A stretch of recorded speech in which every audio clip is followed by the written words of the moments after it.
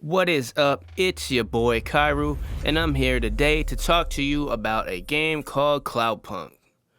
I put 7 hours just about on the dot into this game, and I was just running through the story without stopping to do anything else, and we will get into that in the gameplay section.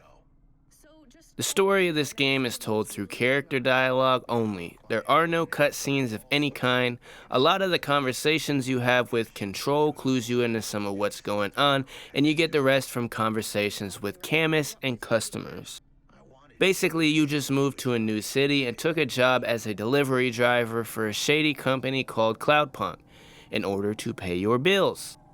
I like the story, honestly. It was a bit more in-depth than I expected out of a game that looks like this, but there's also a familiar sort of trope going on where it's the future and everything has become super impersonal, and in this case there's some racial undertones with the androids and whatnot. The story at its core seems familiar, like I said, but it is its own for sure. Worth noting also that there are a lot of moral decisions to make along the way, but they don't seem to impact anything beyond how good you feel inside about yourself. Would have liked to see some kind of impact from choices you make along the way. Now, I'm gonna be real honest here. I can totally understand if this game is not for you. I'm a huge fan of Death Stranding, and I enjoyed the gameplay loop here of driving different places, picking up packages, and delivering them. My friends have said maybe I'm just supposed to work at UPS or something. Who knows, maybe it would be fulfilling to me. But that is exactly where the gameplay starts and stops. It is no more than drive, place, get package, deliver package.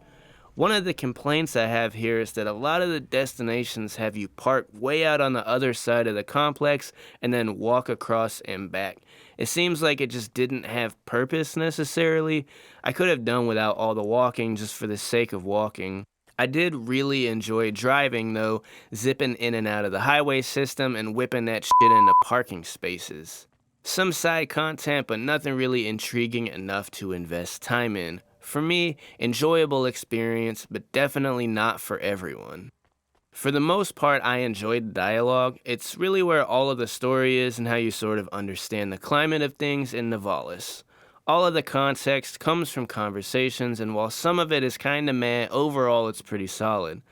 One complaint I had though is that sometimes the dialogue would go on forever before they gave you a waypoint, so you're kinda forced to just sit there and wait while I could be driving on my way. Sometimes it was the opposite, where I would get to where I needed to go and the dialogue would run for another 2 minutes, so I just had to sit and wait it out before parking. The voice acting is fantastic though. They did a great job, and I actually sat at the end to watch all the voice actor credits they had, because even the credits were done well in terms of giving everyone their own little spotlight at the end. I don't want to spoil anything here, but I do want to mention at least that our main character does go through some personal evolution over the course of the game, as does Control, it seems. And I enjoyed it a lot, but you'll just have to experience it for yourself. The game looks great. It's built in the blocky sort of Lego Minecrafty kind of style. I'm sure there's a technical term for it, but that's not what we do at Sticks and Stones. The city is awesome and really gives you that sort of bleak, futuristic cyberpunk style. Good stuff for a small indie team for sure. Sound design is overall good, but I do have a couple complaints. The sound, for a few things, lacks a lot of variety.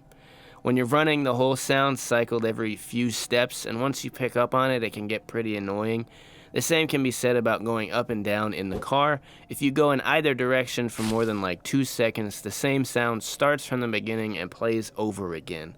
Basically, they made some short FX and looped them for these actions, and I feel like it wouldn't have taken a lot of extra effort to do something a little different. Replay value is definitely not there. This is a one and done game, but it is a good experience for that one run. Again, if this is your kind of game. Overall, this is a good experience. Really enjoy the indie titles lately because at least they're mostly original and you can feel the passion in there. Of course, I have some criticisms that I hope to see kind of worked out in their next title, which I believe is just called Nivalis at this point in time. I'll definitely be keeping that on my radar. That's it for today's video though. If you enjoyed this, please drop us a like and consider subscribing to keep up with all of our future content. You can follow us on Instagram at Sticks and Stones Gaming and Twitter at Gaming Sticks. Let us know in the comments how you feel about Cloudpunk. Thanks for watching and we'll see you next time.